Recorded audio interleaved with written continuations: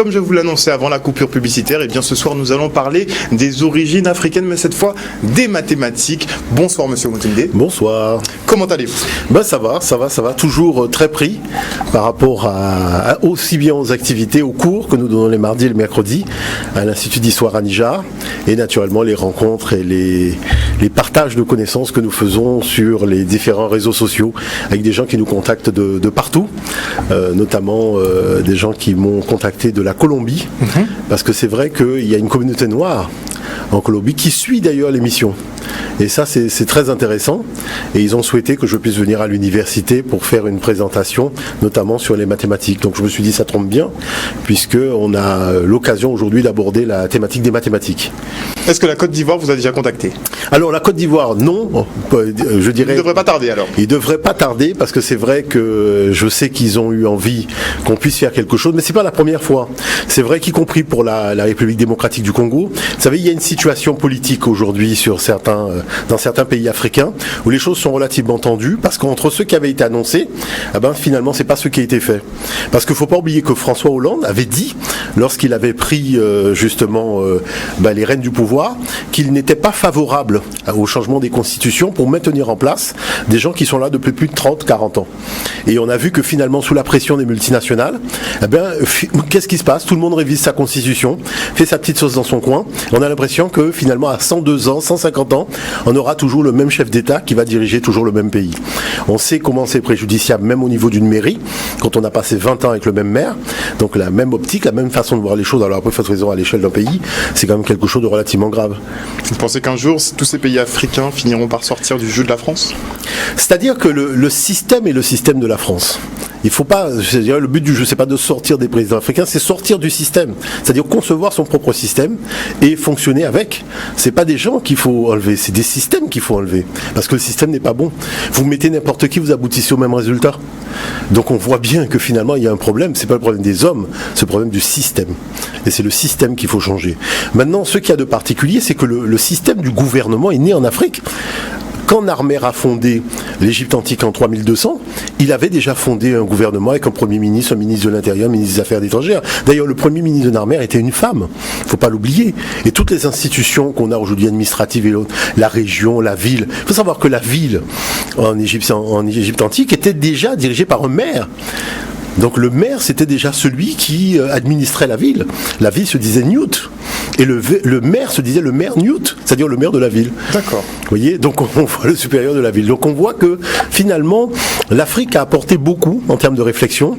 C'est peut-être aussi le fait d'oublier ce passé qui fait qu'on a tendance à prendre des modèles à l'extérieur, alors que les vrais modèles sont à l'intérieur. Et ça, c'est aussi valable pour la Guadeloupe. Alors une dernière petite question d'actualité. Finalement, j'ai bien réfléchi. Nicolas Sarkozy avait dit effectivement pendant son passage en Afrique que ce pays n'était pas rentré dans l'histoire. Et aujourd'hui, on voit par exemple la République du Congo qui s'apprête à réclamer ses œuvres à la Belgique. Toutes ces œuvres qui sont contenues dans des musées en Belgique. Qu'en pensez-vous du rapatriement La chose, c'est que il y a deux choses qu'il faut savoir. Une œuvre d'art, c'est tout sauf une œuvre d'art. C'est de l'énergie. Et le problème, c'est que regardez, les grands musées sont toujours au cœur des grandes villes. C'est pas en périphérie. Donc il faut savoir que ces œuvres sont chargées non seulement de l'énergie de la civilisation qui l'ont portée, mais de l'utilisation qui a été faite. Parce que c'était pas des objets de décoration. C'était pour la plupart des objets de culte. Donc à partir de ce moment-là, il y a une discussion un peu vicieuse qui s'organise, c'est-à-dire que sur la problématique du rapatriement, les Juifs, on leur a bien rapatrié leurs biens spoliés par l'Allemagne, par exemple, à l'époque de la Deuxième Guerre tribale européenne. Je dirais là-dessus, c'est quelque chose du bon sens, puisqu'on sait que ce sont des objets qui ont été volés. Vous savez, le Bénin est dans la même position. Le Bénin aujourd'hui a un superbe musée, puisqu'ils sont venus, ils ont vu le Memorial Act, ils ont dit, justement, on avait ce projet, on va mettre les bouchées d'eau pour y arriver. Moi, j'ai été au Cameroun, j'ai vu un super musée aussi. Vous savez qu'aujourd'hui, il y a de très très beaux musées. J'en discutais d'ailleurs aussi avec l'ambassadeur d'Angola. La chose, c'est qu'aujourd'hui, il y a cette discussion du rapatriement. rapatriement des œuvres d'art de manière à faire en sorte que ces œuvres d'art puissent avoir un sens. Alors avant, le débat c'était de dire que l'Afrique n'a pas les moyens de la protection des œuvres d'art. Maintenant qu'il y a des musées, on va inventer quoi comme prétexte? Vous voyez? Et ça, il faut le savoir, parce que beaucoup d'objets sont des objets qui sont vivants. C'est-à-dire que dans le paradigme occidental, un objet est considéré comme une nature morte. Dans d'autres paradigmes, l'objet est vivant. Ce qu'on parle, par exemple, quand on prend un masque, le masque n'est pas fait pour être posé sur un mur. Le masque, c'est quelque chose qui participe à des rites, à des rituels, à des périodes. Mais bien sûr, il y a des gestes de danse où le masque est là pour magnifier justement un enseignement théologique au sein de cette civilisation. Et c'est là où on voit qu'il y a aussi la problématique des trônes royaux qui sont en Angleterre. Beaucoup de trônes royaux, pour empêcher la problématique de la succession royale à l'époque de la colonisation, on a carrément supprimé le trône royal. Et le trône royal, vous allez en retrouver en Angleterre, vous allez en retrouver aux États-Unis, mais il y a le problème du rapatriement de tous ces trônes-là, ça aussi. Donc il y a toute une problématique de fond qu'il faut tout simplement rendre au roi africain ce que César a pris et tous ceux qui l'ont suivi aussi. Et ça, c'est quelque chose de très très sérieux. Parce que les meilleurs experts des œuvres d'art africains sont en Afrique. Les meilleurs experts, des gens qui peuvent vraiment expliquer ce que c'est que cette œuvre-là, se trouvent en Afrique aujourd'hui. C'est pas un Européen qui n'y connaît rien, qui regarde donc du haut de ses prétentions un peu de race supérieure des objets, qui va venir nous expliquer ce que c'est qu'un masque africain. Vous voyez, en ayant oublié le principe de base qui est l'humilité. Et quand on se met à discuter maintenant du rapatriement, alors on va prendre les richesses dans le sous-sol africain. Donc là, il n'y a pas de... personne n'en discute vraiment, puisqu'on parle de tous les sujets sauf de celui-là. Mais la problématique de fond, c'est que tous ces objets qui font quand même la beauté aussi, c'est vrai, de grands musées, parce qu'il n'y a pas que l'Afrique subsaharienne, il y a aussi la problématique des objets d'antiquité, parce que c'est le même problème aussi qu'à l'Égypte aujourd'hui, même si les objets n'appartiennent pas directement aux habitants d'aujourd'hui, mais il y a la problématique de comment ces objets sont sortis de l'Égypte. Et il y a tout cela, toute cette problématique aujourd'hui qui fait que l'Europe est en porte-à-faux. Et ça, il faut le dire sérieusement. On vide les musées européens des œuvres d'art et des antiquités africaines, il ne resterait pas grand-chose alors. Ils n'ont qu'à faire des copies. Ça rapporterait moins. Non, c'est-à-dire que le problème de fond, mais il faut comprendre une chose. Un grand musée, c'est je dirais un appel touristique important. Quand vous avez un musée quelque part... Et c'est par rapport à certaines pièces de référence. Oui, mais la problématique, c'est que comment vous avez eu ces pièces? Vous les avez volées? Vous ne pouvez pas priver un pays d'une pièce qui lui revient de fait et qui doit participer à son développement économique et à sa politique touristique sous prétexte que vous l'avez volée, que vous voulez la conserver parce que finalement vous avez mis un clou et que le clou vous a coûté relativement cher pour accrocher le masque. C'est pas notre problème. Le truc a été volé, mais c'est de d'évidence claire. Moi, vous savez, je dirais quand même une chose, parce que il faut quand même dire un certain nombre de choses. Il y a des territoires qui ont carrément été volés. Quand vous regardez les aborigènes d'Australie, quand vous regardez un certain nombre de peuples, vous imaginez que les aborigènes d'Australie disent que les Indiens d'Amérique qui sont dans des réserves sont mieux lotis qu'eux. Parce qu'ils ont des réserves au moins, les Indiens d'Amérique. Eux, ils n'ont même pas de réserve. C'est-à-dire tout le territoire appartient à la puissance coloniale qui s'est installée. Ils n'ont pas la possibilité de défendre les lieux où ils enterrent leurs ancêtres. Et comme par hasard, les lieux où ils enterrent leurs ancêtres, c'est là où on veut enterrer des déchets. Donc il y a des problématiques et vous avez remarqué que les protestations des aborigènes, ça se voit pas beaucoup à la télévision dans le journal de 20h. Bon, presque pas du tout. Presque pas du tout. Donc c'est ça aussi les problématiques de fond. C'est-à-dire qu'il y a aussi des terres, des territoires entiers à restituer à des gens qui ont été spoliés. Pas que les œuvres d'art, mais il y a aussi des territoires entiers. Et ça c'est important. Alors on referme ce volet d'actualité pour passer maintenant à cette restitution de l'histoire et on en vient maintenant donc après les origines africaines de l'écriture aux origines africaines des mathématiques. Comment le démontrez-vous? Alors, en fait, c'est un sujet qui est relativement important parce qu'on dit que les mathématiques, c'est la mère des sciences. Et que chaque année, l'accent est mis sur l'apprentissage des mathématiques vis-à-vis des jeunes générations.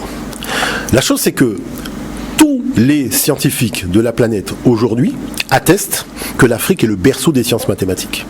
Bon. Mais ce qu'il y a d'exceptionnel, c'est le fait que l'Afrique possède plusieurs algorithmes pour faire un type de calcul, par exemple la multiplication. Vous allez à l'école, on vous apprend un seul algorithme pour faire une multiplication. En Afrique, il y en a beaucoup. Il il y a beaucoup d'algorithmes pour faire une division, il y a beaucoup d'algorithmes pour faire une soustraction. La chose, c'est que vous avez en plus l'avantage d'avoir ce qu'on appelle des mathématiques sans chiffres, ce qui permet de dédramatiser l'apport et l'apprentissage des mathématiques vis-à-vis des enfants qui ont l'impression que c'est une science un peu abstraite qui leur échappe. Et c'est pour ça que nous, on a fait justement un magazine, qui est le magazine scientifique de l'Institut, qui est le Papyrus d'Amès, que nous avons consacré justement aux mathématiques africaines. De manière à faire en sorte tout simplement que aussi bien les enseignants que les responsables pédagogiques, que les parents, qui veulent découvrir en fait des méthodes, mais totalement ludiques, intéressantes, pour permettre aux enfants non seulement de se familiariser avec les systèmes de calcul, mais d'apprendre à aimer ça, parce que ça fait partie de notre patrimoine. Eh bien, tout simplement de découvrir qu'il y a des méthodes que nous avons mis en point, et ces méthodes sont encore utilisées dans la modernité aujourd'hui. C'est-à-dire pas en Europe. Partout à travers le monde. Vous imaginez que les mathématiques africaines, je vais vous le montrer, servent à la technologie moderne. C'est-à-dire toute la technologie moderne, même le numérique, même la caméra qui nous filme aujourd'hui, s'il n'y a pas les mathématiques africaines, il n'y a pas la possibilité de saisir l'image et de téléporter l'image à des distances relativement longues jusqu'au satellite dans l'espace. Donc c'est vrai que tout cet univers-là, je pense que c'est quelque chose qui n'est pas de mon ressort. Je pense que c'est ensemble que nous devons apprendre à aimer les enfants. C'est-à-dire que nous devons apprendre à les aimer, c'est-à-dire leur dire un minimum de vérité et leur permettre de découvrir le patrimoine qui est celui de leurs ancêtres en premier, d'abord, avant de présenter le patrimoine des autres.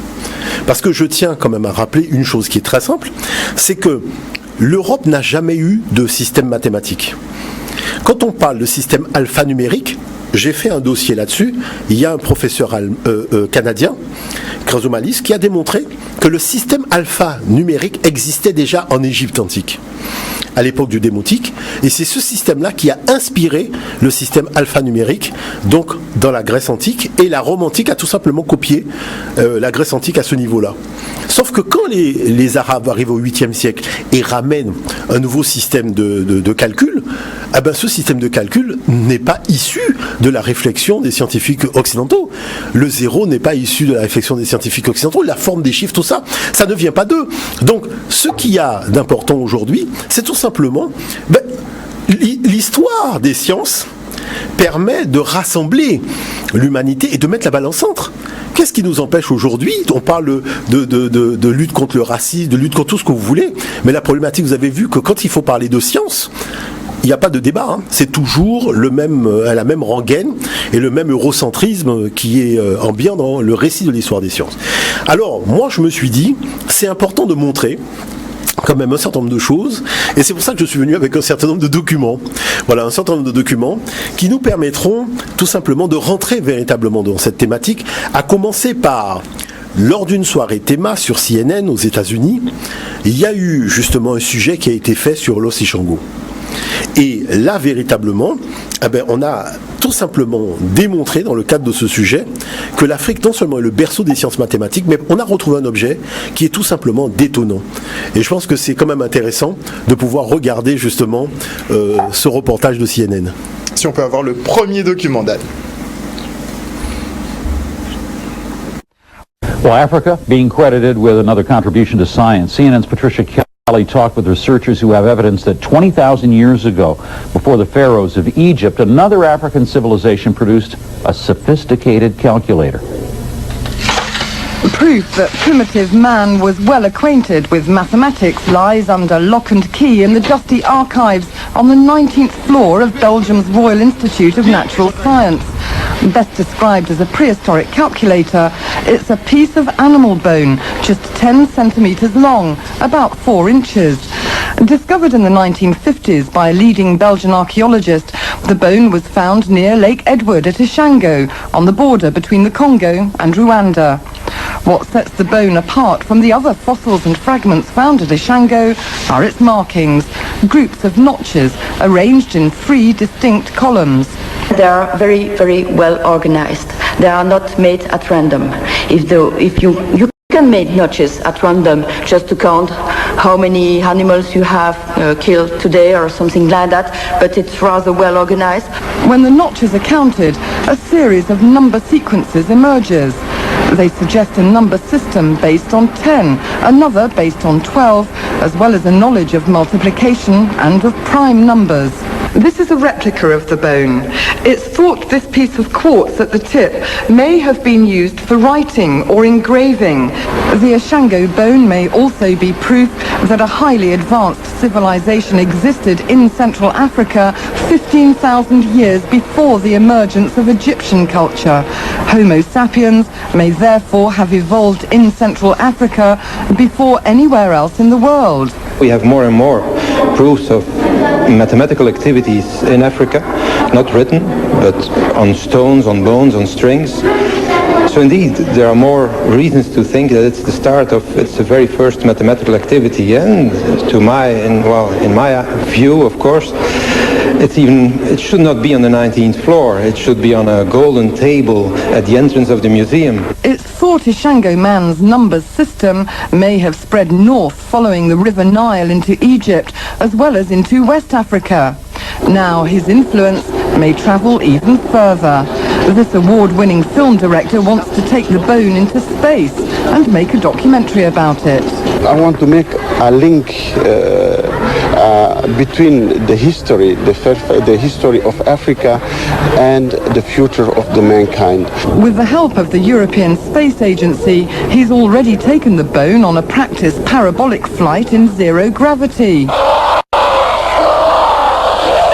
The project is a deliberate allusion to the opening scenes from Stanley Kubrick's classic science fiction film 2001, A Space Odyssey. 50 years after the Ashango bone was found and stuffed away in a drawer, it could be blasted into outer space, turning science fiction into fact. That could happen even before it goes on public display here on Earth. Patricia Kelly, CNN, Brussels. Encore une fois, effectivement, il y a des documentaires assez intéressants qui sont diffusés à l'international. Bon, ils ne sont pas très relayés à notre niveau. Et c'est valable aussi pour les magazines scientifiques, parce que la revue Science, c'est une revue qui est en anglais, et c'est vrai que les articles ne sont pas traduits. Voilà, il faut carrément accéder à l'information en anglais. C'est valable aussi pour les magazines scientifiques d'Amérique du Sud, et notamment une chose quand même relativement dommageable qui est arrivée, c'est le fameux musée qui a brûlé au Brésil, parce que j'avais montré le crâne qui prouvait que c'était des Noirs qui étaient les premiers habitants d'Amérique du Sud, et ces crânes se trouvaient dans le musée qui a brûlé. Évidemment. Et je ne parle même pas des vestiges quand même des Amérindiens, puisqu'on leur avait demandé de ramener un certain nombre de vestiges dans le musée, et malheureusement tout a brûlé. Tout est parti en fumée. Alors c'est vrai que là, il y a quelque chose d'important à souligner. C'est que si on commence à réfléchir véritablement à cette histoire, il faut commencer à moins 80 000. Parce que la géométrie apparaît dans l'histoire de l'humanité, à moins 80 000 ans, en Afrique du Sud, à Blombos. Maintenant, qu'est-ce qu'on constate ? On constate que la géométrie arrive avec le système le plus compliqué, le plus complexe, c'est-à-dire la triangulation. La triangulation, c'est ce qui nous permet d'obtenir des images 3D aujourd'hui en faisant de la technologie, mais aussi de faire le GPS. Parce que le GPS est un système de triangulation qui est exactement le même schéma que nous avons sur la pierre de Blombos au niveau du système de triangulation. Donc il y a quelque chose là qui est relativement important, parce que c'est un système de pavage qui est totalement inédit, parce que le système de triangulation n'existe pas à l'état normal dans la nature. Maintenant, il y a une deuxième chose qu'il faut souligner, c'est le fait qu'on a trouvé quand même le premier système de calcul qui remonte à moins 40 000 ans. Et là, on est au Swaziland et c'est l'os de l'Emombo. Et c'est là que, véritablement, l'histoire du calcul mathématique a commencé. Maintenant, quel est l'apport d'Ishango ? L'apport d'Ishango, ce sont les 4 opérations. Pour la première fois dans l'histoire de l'humanité, on a l'addition, la soustraction, la multiplication et la division. Et c'est pour cette raison, d'ailleurs, on va prendre le temps de regarder l'autre document, qu'il y a été fait carrément une statue aussi de cet os en Belgique, chose que les professeurs de mathématiques ne savent même pas dans l'espace francophone. Et c'est intéressant de voir que c'est le ministre même des sciences qui a décidé de faire cette statue, et chose particulière, c'est l'emblème de la recherche scientifique en Belgique. Et c'est un objet qui a été trouvé en République démocratique du Congo. Il y a quand même des choses assez extraordinaires. Prenons le temps d'ailleurs de regarder le document. La voici, cette réplique géante de l'os d'Ishango, inaugurée ce mercredi sur la place de la Monnaie à Bruxelles par le ministre bruxellois de la Recherche scientifique Benoît Serex pour encourager la jeune génération à étudier les sciences ou les technologies. Le véritable ossement mesure 10,2 cm de long. Ceci est donc un agrandissement, explique le mathématicien Dirk Heulebroek. Mais pour ma part, on aurait pu l'agrandir encore davantage, car c'est vraiment un vestige d'une importance symbolique capitale. L'ossement en question fut découvert en 1950 à l'est du Congo, dans la région d'Ishango. Il serait vieux de 22 000 ans et possède des encoches sur 3 faces. Par exemple, sur cette face, il y en a 11, 13, 17 et 19, soit un total de 60. On ne sait pas si ce sont les nombres premiers, mais c'est un beau hasard, explique le docteur Heulebroek. Mais à quoi servait cet ossement? Était-ce un calendrier, un jeu de calcul? L'explication est peut-être plus simple. C'est une table de calcul simple d'un peuple qui calcule en dizaines et douzaines. À l'heure actuelle encore, dans la région d'Afrique où l'os a été trouvé, les gens ne disent pas 17 mais 5 et 12. Et à la place de 19, ils disent 7 et 12. Ils utilisent donc 12 comme base, un peu comme nous qui comptons en douzaines. Autrefois, certaines personnes avaient attribué l'ossement à des extraterrestres. On n'a pas besoin de cet excès de fantaisie. Cela reste une trouvaille mathématique la plus ancienne de l'histoire. C'est la première fois dans l'histoire de l'humanité, il y a 22 000 ans, que quelqu'un a fait une opération logique. L'os d'Ishango est exposé dans toute sa splendeur au musée des sciences naturelles à Bruxelles.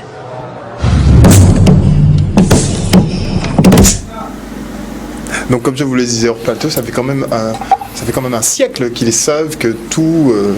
les origines des mathématiques viennent d'Afrique. Mais bien sûr, je vais même vous donner un exemple, et on en parle d'ailleurs dans le papyrus d'Amès.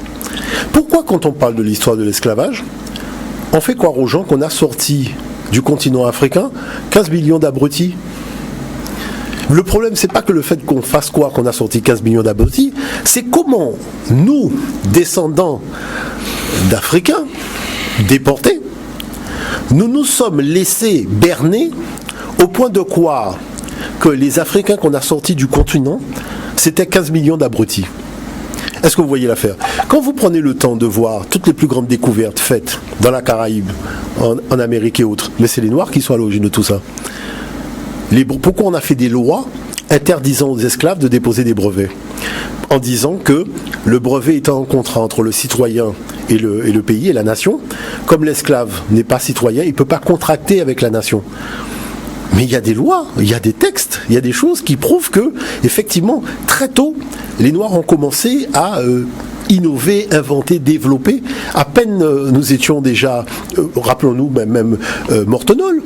Mortonol issu de parents esclaves qui se retrouve à la défense, à la tête de la défense de Paris et que tout le monde remercie aujourd'hui parce que si tous les monuments de Paris sont encore debout alors que les Allemands venaient bombarder Paris avec les avions, ben c'est grâce à la qualité de son travail. Est-ce que vous savez où est la statue de Mortonol?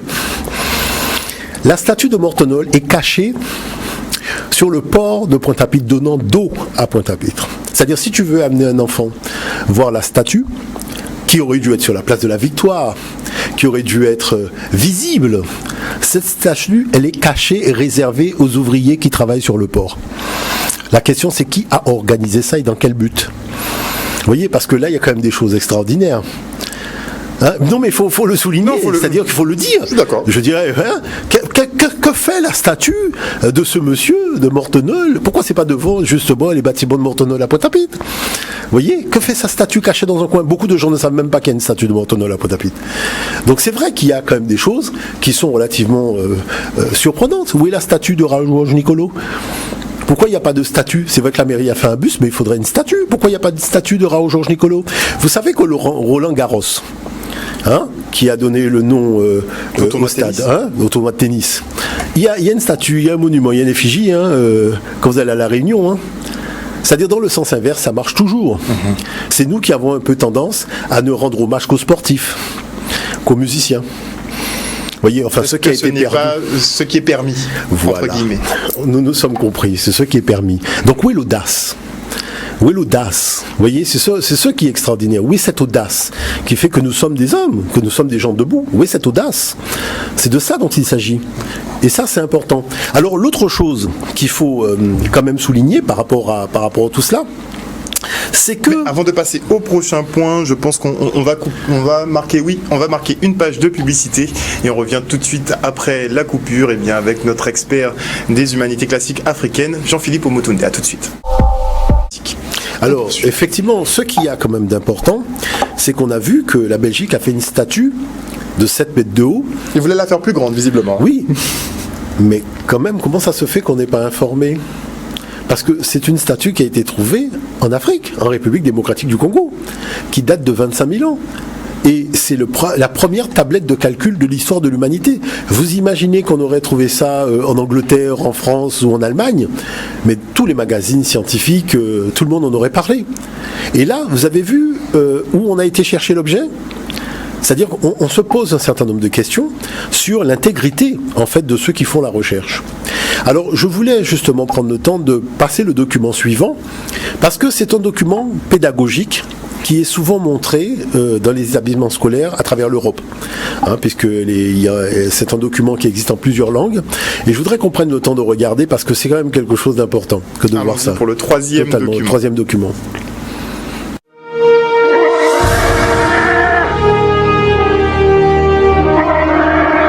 Alors, d'où vient 1 ?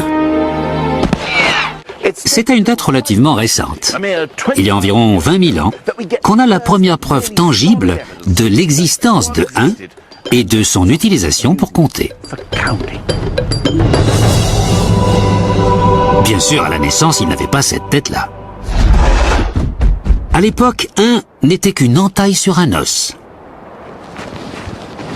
Cet os, qu'on appelle le bâton d'Ishango. Il a été découvert il y a peu de temps au Congo. Regardez ces petites marques. Nous savons que chacune représente un 1. Mais comment en sommes-nous sûrs ? Eh bien, quelqu'un comptait forcément. Parce qu'il y a 60 entailles sur cette face de l'os, encore 60 sur celle-ci, et derrière, il y a plusieurs groupes comprenant le même nombre de marques. Impossible à faire si on ne compte pas. Le bâton d'Ishango marqua sans doute un tournant décisif dans l'histoire de l'humanité. Les zoologistes affirment que les autres mammifères sont capables de compter jusqu'à 3, voire 4, mais pas au-delà.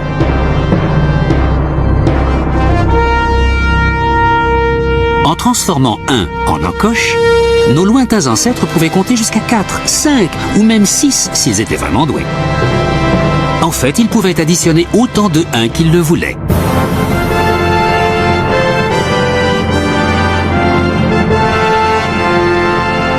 Et c'est ce qui nous a donné l'avantage sur les lions et les tigres. À partir de cet instant, on pouvait compter jusqu'à plus soif. 1 était devenu un grand garçon. Donc démontré par A plus B encore une fois. Voilà. Mais là par contre, je voudrais insister sur quelque chose. Parce que c'est justement ce qu'il ne faut pas faire. Parce que là, nous sommes en train, je dirais, de naviguer sur les eaux territoriales de l'escroquerie intellectuelle. Et je vais expliquer clairement pourquoi.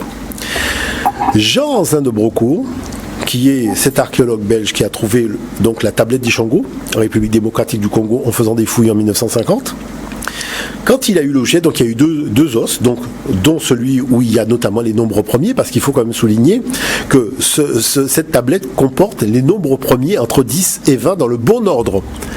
Alors qu'on vous parle de mathématiciens eudoxes, on vous parle de choses beaucoup plus tardives, alors qu'on voit arriver en moins 25 000 ans les nombres premiers dans l'ordre. On voit arriver des duplications, des suites arithmétiques relativement complexes sur ce bâton. Mais il y a une deuxième chose que Jean-Zin de Brocourt a souligné, c'est qu'Ishango, c'était un site de pêche. Et qui dit site de pêche, il y avait des harpons et il y avait des hameçons, donc notamment des harpons. Et quand vous commencez à rentrer dans l'histoire des harpons, vous vous rendez compte que l'harpon est une invention donc qu'on retrouve au Katanga aux alentours de moins 100 000. En moins 100 000, les hommes qui vivent au bord des fleuves commencent à fabriquer des outils pour aller pêcher les poissons. Donc on se retrouve avec un harpon, et ce harpon qu'on a aux alentours de moins 100 000, donc au Katanga, donc c'est dans le sud de la République démocratique du Congo. Ishango est dans le nord, donc au nord-est. Vous retrouvez à nouveau, donc sur le site d'Ishango, donc des harpons qui datent aux alentours cette fois-ci de moins 30 000. avec notamment la tablette de calcul d'Ishango. Et qu'est-ce que fait Jean Zin de Broncourt? Il continue à relever les sites archéologiques où on retrouve des harpons. Donc il voit que ces harpons, les hommes se déplacent vers le fleuve Niger et on retrouve donc une évolution due au déplacement au fleuve Niger, et au fur et à mesure on peut suivre la progression par la datation des harpons. Mais qu'est-ce qui se passe? Pour des raisons climatiques, les hommes qui sont partis donc du côté du Niger reviennent vers le Soudan et se refixent à la vallée du Nil. Et c'est pour ça qu'aux alentours de 10 000, moins 10 000, moins 5 000, le long du fleuve Nil, on retrouve les harpons.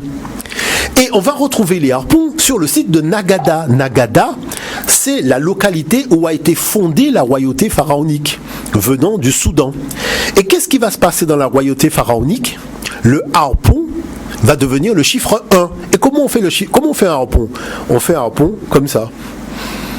Et comment on fait un chiffre 1? On fait un chiffre 1 comme ça. Et donc ce chiffre 1 va être appelé Wa. Et quand vous prenez les textes théologiques des Africains de l'Antiquité, quand ils notifient Netche Wa, ça veut dire le Dieu unique.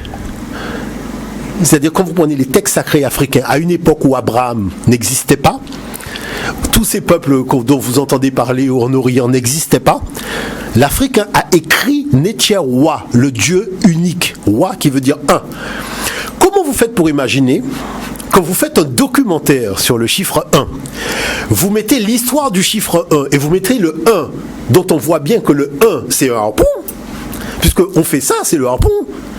Et vous êtes en train de dire que l'Afrique a inauguré le premier 1 en faisant des traits, en passant sous silence que l'Afrique a inauguré le 1 que vous utilisez jusqu'à aujourd'hui, et que l'Afrique a inauguré aussi le 0. Parce qu'il ne faut pas oublier que le langage informatique, c'est le 1 et le 0. Et le 0 a été trouvé dans le tombeau d'un comptable, par un archéologue français. Et c'est Néferhotep qui, sur les papyrus Boulak 18, avait notifié le 0 sous l'appellation de Néferou. Parce que la problématique qu'avait soulevée chez Kanta, c'était est-ce que les anciens laissaient un espace vide où il y avait un symbole hiéroglyphique pour notifier le 0. Et c'est sur le papyrus Boulak 18 qu'on voit qu'il n'y a pas d'espace vide, il y a effectivement un symbole qui est le Néferou, et qui a été validé par Alan Gardiner quand il a fait donc sa grammaire hiéroglyphique. Donc on voit que toute l'histoire scientifique et mathématique de l'Afrique, qui sert aux intérêts des autres, est complètement passée sous silence, elle est rendue complètement opaque. Et même quand on se donne les moyens de faire des documentaires, on ment. Alors moi je dis, il ne reste plus qu'une chose. Faisons nos documentaires nous-mêmes. Donnons-nous les moyens de faire les documentaires et arrêtons de mentir à la jeunesse de la planète. Parce que là, c'est du mensonge éhonté. Vous voyez ce que je dis par là? Tout le monde sait quand on est... Parce que il faut savoir que Jean Zin de Broncourt a publié en 1962 un article dans la revue Scientific American aux États-Unis où il parlait déjà de cette problématique des harpons. Donc c'est pas quelque chose de hier. Nous parlons de 1962, la revue du Scientific American. Donc vous vous rendez compte que s'il y a opacité, c'est une opacité volontaire. Parce que les choses étaient déjà connues. Et ça, c'est important de le souligner. Maintenant, est-ce qu'on cache cette affaire de Wa parce qu'il y a Netche Wa qui veut dire le Dieu unique? Moi, c'est pas mon problème. Parce que les Africains dans l'Antiquité ont pris comme symbole de Dieu le soleil. Et venir raconter que les Africains de l'Antiquité étaient polythéistes en ayant pris comme symbole le soleil, la question c'est combien de soleil il y a dans le ciel? Bonne question. Voilà la problématique de fond. Voyez, donc c'est là où on voit qu'on profite de l'ignorance des gens. Moi, quand je dis aux gens, mais venez étudier, on a monté un institut, venez étudier, arrêtez de vous faire berner toute la journée en écoutant des débats scientifiques, en lisant des revues. Tout le monde ment. C'est-à-dire, il y a une espèce de contexte généralisé du mensonge où on ment. Parce que nous sommes dans de la géopolitique. Il faut comprendre ça. Nous sommes dans de la géopolitique. Il faut descendre des intérêts, on défend des intérêts économiques en tordant le cou à l'histoire, en faisant à l'histoire dire ce qu'elle ne dit pas. C'est ça les problématiques de fond. On cache des documents pour ne pas qu'on ait la totalité de tout ce qui a été fait par l'humain dans ce domaine-là. Dans quel but tout cela est fait? Vous voyez? La problématique, elle est là. Supériorité à quelqu'un. C'est-à-dire que on veut tout simplement enfoncer la tête du monde noir dans de la vase en faisant croire aux gens qu'ils ne sont pas porteurs d'un génie. Mais tout le monde profite du génie que les anciens ont élaboré et diffusé à travers le monde. Il y a quelque chose qui est totalement indécent. Il y a quelque chose qui est indécent. C'est vrai que jusqu'à maintenant, il y a beaucoup d'hexagonaux, par exemple, qui pensent que si l'Européen n'avait pas découvert l'Afrique, n'avait pas envahi l'Afrique, l'Afrique ne serait pas civilisée. Non, mais c'est-à-dire révéler tout cela équivaut à dire l'Afrique était civilisée, nous ne l'étions pas. L'Afrique nous a civilisés, mais on les a quand même mis en esclavage. Non, il faut voir que l'affaire, elle est quand même sérieuse. Nous parlons de choses sérieuses. Moi, je fais une intervention dans l'établissement scolaire, ici, et il y a une jeune fille d'ascendance européenne qui me dit écoutez, monsieur, j'ai quelque chose à dire. Je lui dis je n'ai même pas encore commencé. Elle me dit non, il faut que je dise quelque chose au préalable avant même que vous commenciez. Je dis mais c'est étonnant parce que je n'ai même pas encore allumé le vidéoprojecteur, on n'a même pas encore sorti les feuilles d'exercice, et tu veux déjà dire quelque chose. Elle dit oui. Donc je dis écoute, on t'écoute. Et donc moi, je la laisse parler pendant que je suis en train d'arranger mon vidéoprojecteur. Et elle dit, vous savez, je tiens quand même à vous dire tous une chose ici, dans cette salle de classe, c'est que si vous avez des chaussures aux pieds, que vous êtes habillés aujourd'hui, c'est parce que les Blancs sont arrivés un jour en Afrique. Voilà, un peu ce parce que si on n'était pas arrivé, vous seriez toujours en train de voler de liane en liane. Alors, la première chose que je lui dis, est-ce que tu es sûr de ce que tu dis? Elle me dit oui. Je lui dis, donne-moi un exemple. Elle me dit voilà, un exemple c'est la salle de bain. Avant l'arrivée des Européens, la salle de bain c'est quelque chose que aucune personne sur le continent africain n'a jamais connu. Je me retourne vers les enfants, je dis aux enfants, est-ce que vous avez déjà vu la publicité où la reine Néfertari prend son bain? Les enfants me disent oui. Et je dis, quelle est la particularité de l'eau? Les enfants me disent, mais c'est du lait. J'ai dit, tu vois, regarde comment tu viens de dire quelque chose et regarde comment tu te ridiculises devant tes camarades, parce que quand même Néfertari quand même. Hein à cette époque-là, quel Européen qui est venu en Afrique pour machin. Et je lui dis, regarde encore un deuxième problème. Quand on a découvert le tombeau de Toutankhamon, est-ce que tu connais le nombre de paires de chaussures qu'on a trouvées dans le tombeau? Parce que la paire de chaussures, la sandale tchébout, c'est une invention de l'Afrique. Les gens ne marchaient pas pieds nus. Pieds nus, c'est quand tu fais un rituel. Si vous regardez les stèles, on est dans le cadre d'un rituel. Effectivement, le roi, la divinité, tout le monde est pieds nus. Mais les gens ont des chaussures en or, qu'on vous montre même pas. Avec des styles, machin, même les babouches. Les babouches, c'est une invention de l'Égypte antique. Comment fait-on pour faire croire aux enfants aujourd'hui que la fourchette est une invention de l'Occident? Pourtant, tout le monde a vu que dans les visiteurs, ils mangeaient avec les mains. Tout le monde a vu dans les visiteurs, ils mangeaient avec les mains. Parce que la fourchette, le couteau, tout ça, c'est une invention de l'Égypte pharaonique. Allez dans les musées, vous allez voir la fourchette de Pharaon. Ah ben, vous imaginez qu'on a été carrément tellement lavé au niveau du cerveau qu'on trouve le moyen de quoi? Que le couteau et la fourchette, c'est une invention de l'Europe. Il y a un problème. Est-ce que vous voyez l'affaire? Et le problème, c'est la documentation. C'est-à-dire que comme les gens n'ont pas accès à la documentation, comme les gens n'ont pas la possibilité de se rendre compte de ce qu'a été réellement l'histoire, ambiante aussi. C'est-à-dire qu'aujourd'hui, nous sommes dans la géopolitique. Et la géopolitique, et c'est la même chose que je dis aux Européens quand je suis en Europe. Je leur dis, on a beau dire que les 500 dernières années de l'histoire européenne, ces 500 dernières années coloniales, c'est-à-dire tous les récits, l'actualité politique, l'actualité économique, l'actualité historique, tout était à Roland colonial, c'est-à-dire la vérité avait été suppliciée depuis. Tout le monde croit que ce qui a été dit est la vérité.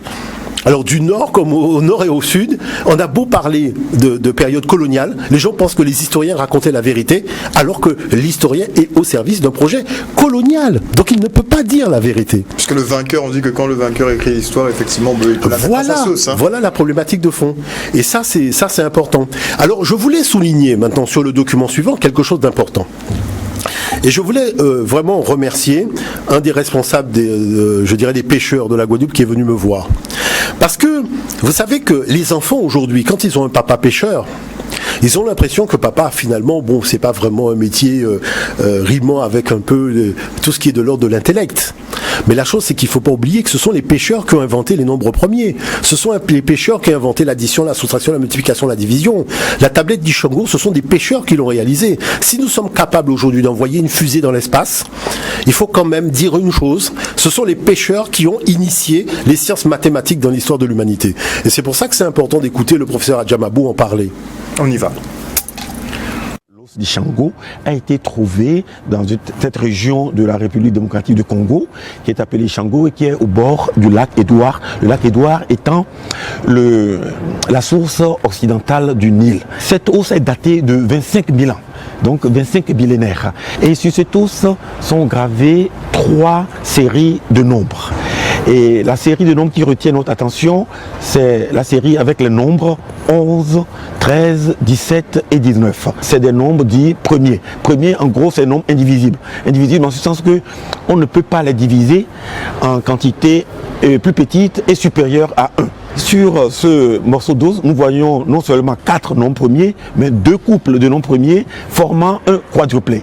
N'importe quel quadruplé de nombres premiers peut être obtenu à partir de celui inscrit sur l'os d'Ishango. D'une certaine manière, on peut dire que ce quadruplé qui est inscrit engendre tous les quadruplés imaginables. À partir de l'os d'Ishango, eh bien, on pose des problèmes mathématiques qui sont à la pointe de la recherche mathématique actuelle. Est-ce que ces propriétés remarquables des nombres premiers relèvent du hasard? Eh bien, je suis arrivé à la conclusion que non. Et personnellement, j'ai vécu au bord de la mer. Et j'ai les souvenirs pleins d'images de pêcheurs qui partagent le butin. Et donc quand le butin de la pêche est ramené, eh bien les pêcheurs se partagent entre ceux qui ont contribué à la pêche. Et les habitants de cette région ont cette activité de pêche parce qu'ils habitent au bord d'un grand lac qui est la source occidentale du Nil.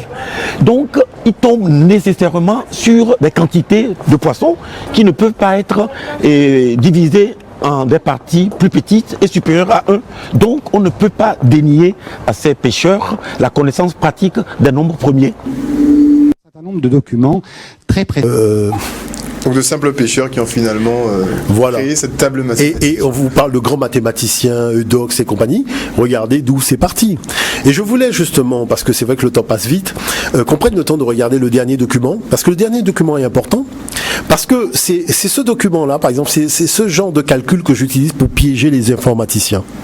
Je vous laisse regarder. Allons-y. Un certain nombre de documents très précieux et très peu connus, notamment des documents mathématiques.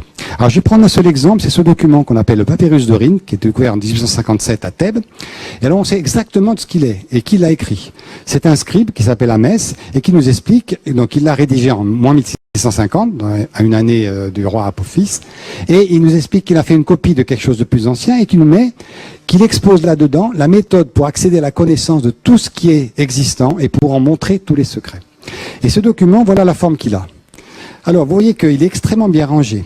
En fait, ce sont 84 problèmes de mathématiques. Extrêmement bien rangés, chaque problème est séparé par une ligne, écrit l'énoncé, la démonstration, comment on peut résoudre le problème, et l'application numérique. Vous avez l'impression d'avoir un manuel moderne d'explication des mathématiques. Je voudrais faire une parenthèse, parce que quand je suis tombé sur cette méthode expliquée dans ces papyrus égyptiens, qui datent, donc je vous le rappelle, de plus de 3500 ans, je me suis dit, mais c'est pas possible. Alors, en 2 mots, je vais vous expliquer comment on faisait les multiplications. Un petit Égyptien d'il y a 3500 ans, comment on lui apprenait à faire la table de multiplication. Vous prenez la multiplication 57 par 39. Alors comment vous faites? Vous regardez 39. Vous dites, voilà, je fais des multiplications que par 2. Je fais 1, je fais 2, je fais 4, je fais 8, je fais 16, je fais 32. Là, je m'arrête, parce que si je fais 64, je dépasse 39. Alors ensuite, je prends le multiplicand. Je ne sais pas si on dit comme ça, mais... Alors, je fais 57... Donc je multiplie par 2, 114, je remultiplie par 2, 228, ça se fait peut-être très facilement, la table de 2, 456, 912, 1824. Et puis ensuite, je me dis, mais dans 39, qu'est-ce qu'il y a? Alors, je prends déjà 32, ça je peux le prendre. Après, est-ce que je peux prendre 16? Non, ça me ferait 48, j'aurais dépassé 39. Est-ce que je peux prendre 8? Non, il faut que je prenne 4. Ça fait déjà 36. Ensuite, pour faire 39, je rajoute 2 et je rajoute 1. Et quand je fais ça, et le scribe égyptien le marque sur son manuscrit, il fait des petites tics comme ça. Il marque, j'ai utilisé 32, j'ai utilisé 4, j'ai utilisé 2, j'ai utilisé 1. Qu'est-ce que je fais maintenant pour le résultat? Je fais la somme. 2223. 2223. Table de 2 uniquement. Pas de table de 9, pas de table de 3, pas de table de 7, pas de table de 5. Une multiplication, n'importe quelle multiplication, vous la faites comme ça. Je me dis que c'est ce qu'il faudrait enseigner aux enfants au départ. Ils n'ont que la table de 2 à savoir et l'addition à faire. Ils font toutes les multiplications. Donc si vous voulez, quand on tombe là-dessus, on se dit mais comment ça se fait qu'on n'en parle pas plus quand même un petit peu. Et donc évidemment, il y a là-dessous une réflexion très très astucieuse qui est qu'effectivement, la magie des nombres, c'est qu'on peut décomposer tout nombre en une série de puissance de 2. Et ça, c'est sous-jacent à cette opération-là que nous explique le script sans nous dire avant tout ce qu'il y avait comme réflexion. Alors on voit effectivement qu'il y a des méthodes beaucoup plus simples pour la multiplication, de faire calcul par retenue. Totalement. Et ce qu'on peut souligner, c'est que il y a un astrophysicien camerounais qui est Jean-Paul Bellec. C'est lui qui a déchiffré véritablement l'os Ishango, vraiment qui explique comment mathématiquement les équations fonctionnent. Ce que vient d'expliquer Monsieur Bidot, qui est astrophysicien aussi au CEA, c'est que vous avez là la source du raisonnement informatique. N'importe quel informaticien qui était devant la télévision, là maintenant, il sait exactement de quoi nous parlons. Mais j'espère qu'il aura bien noté que cela provenait d'un papyrus d'un mathématicien africain qui a écrit le code, le système du code binaire, il y a plus de 4000 ans. Et que c'est pour cette raison que nous disons qu'il faut accorder une importance capitale au savoir africain. Arrêtez de regarder notre culture et notre patrimoine avec les yeux des autres. Alors, une petite question, Monsieur Mutunde, avant qu'on se quitte. Est-ce que vous pensez que les Européens, une fois ayant découvert effectivement toutes ces formules, comme Pythagore, qui s'est inspiré de Yamesu et qui totalement. D'ailleurs, c'est pour ça que nous avons appelé notre magazine le Papyrus d'Amès. Très bien joué. Donc, est-ce que les Européens ont volontairement complexifié les calculs ou bien est-ce parce qu'ils ne les ont décodés qu'en partie qu'ils ont créé des méthodes qui sont beaucoup plus complexes et qui nous perdent en fait? Non, c'est parce que les Européens n'ont pas de système de calcul. C'est l'apport que les Arabes avaient pris en Orient, en Inde et compagnie. C'est tout cela que les Arabes avaient ramené avec les éléments naturellement de la Grèce et ce que les Grecs avaient pris en Afrique. Et ils ont ramené ces systèmes-là. Mais comme l'Europe n'a pas inventé de système de calcul, donc ils se sont laissés finalement piéger par ce système-là qui finalement s'est adapté à la réflexion scientifique occidentale. Mais lorsqu'il a fallu faire la technologie, on s'est aperçu que l'algorithme de la division est différent de celui de l'addition, qui est différent de celui de la multiplication, qui est différent de celui de la soustraction. Or, l'Afrique a inventé un algorithme. On fait l'addition, la soustraction, la division, tout cela avec un seul algorithme, qui est l'algorithme, qui est l'addition. Comment vous pouvez vous imaginer qu'on peut faire une division par une addition, une multiplication par une addition? Les Africains l'ont fait. Vous voyez, parce que là, ce qu'a fait Bidot, c'est une multiplication. Et il a fait la multiplication par une addition. Donc c'est pour cette raison que comme un ordinateur, c'est un système de calcul, et que là, l'Afrique vous offre un seul algorithme pour faire tous les calculs, c'est pour ça que dans toute la technologie moderne, il n'y a qu'un seul système, c'est le système mathématique des Africains. Et ça, il convient aujourd'hui de le dire ouvertement, que tout le monde le sache définitivement, et que les informaticiens prennent la mesure de tout cela et acceptent de se former un minimum aux mathématiques africaines. Je le dis parce qu'il y a beaucoup d'autres méthodes de programmation quand on commence à regarder sérieusement ces mathématiques. Merci beaucoup en tout cas Monsieur Omotunde, notre spécialiste des humanités classiques africaines, pour ce petit rappel à l'histoire sur très important, l'origine des mathématiques. Merci encore une fois. Merci, on se retrouve normalement dans 2 semaines. Est-ce que vous avez déjà ciblé la thématique? Je pense qu'on va parler de la monnaie.